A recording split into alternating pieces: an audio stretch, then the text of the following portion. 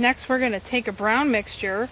I've got some sepia here, and we're going to do these branches in the tree. Now there's several of them here, and they start on the bottom. I could see some in the trees here. I could see a lot that go underneath the tree, and I'm using a rigger brush with this. It's pretty skinny. I love these branches that come out underneath the tree from the base here. Those are so neat. They kind of just skip around here. But in the tree, I'm going to add a little cobalt blue to that to get it darker. In the tree, I also see some of the branches. And that's where you leave some of these lighter pockets open so you can see the branch coming through.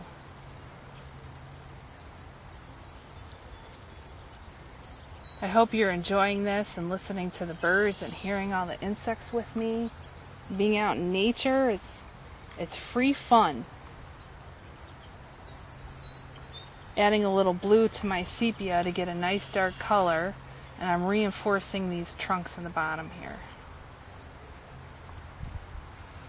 I can see just a few that come up. I don't want to get crazy with this, you know. I don't want to go nuts. I'm going really light.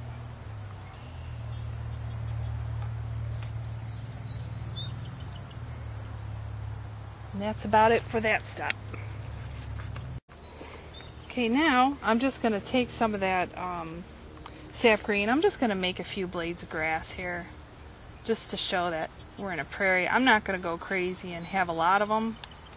Just a few here and there,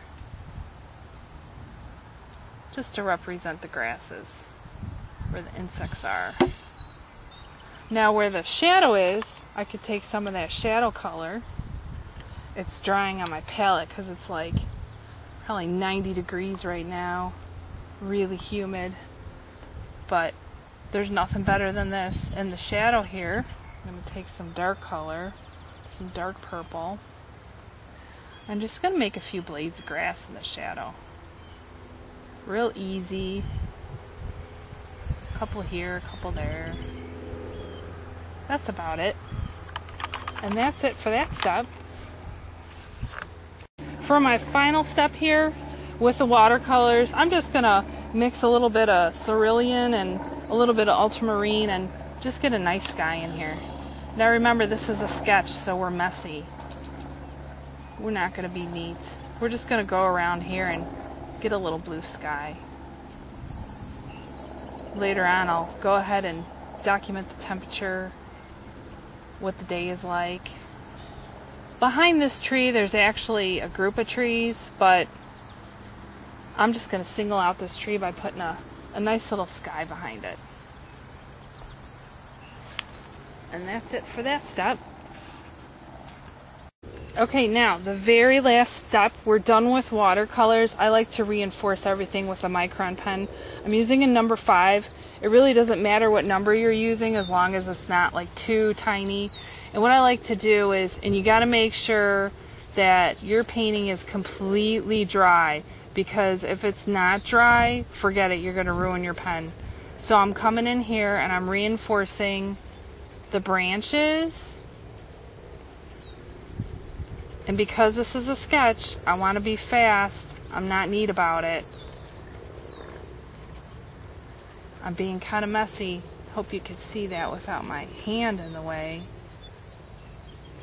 But I really like to come in here and reinforce things with some micron pen. It makes everything pop out. And then I like to come in here and I like to reinforce the foliage. So what I'm going to do, because these leaves have pointed edges, I just come in here and I go in and I'm drawing around real scribbly. I'm showing my interpretation of this tree. And anybody could do this. This is a sketch. It's not meant to be framed and hung up on my wall, although I could do that if I wanted to.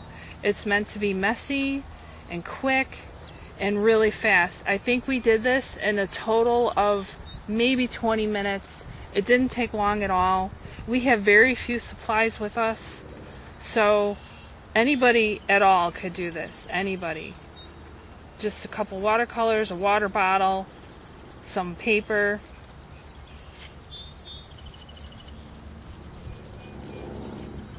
And that's about it. And this little tree, this little 15-20 minute sketch is done. I'm going to come in here and I'm going to sign it. And we're done. I hope you enjoyed it. I hope you have the confidence to go out there and do this yourself and enjoy nature for free. It's beautiful. There's nothing else like it. And it's simple. Thank you.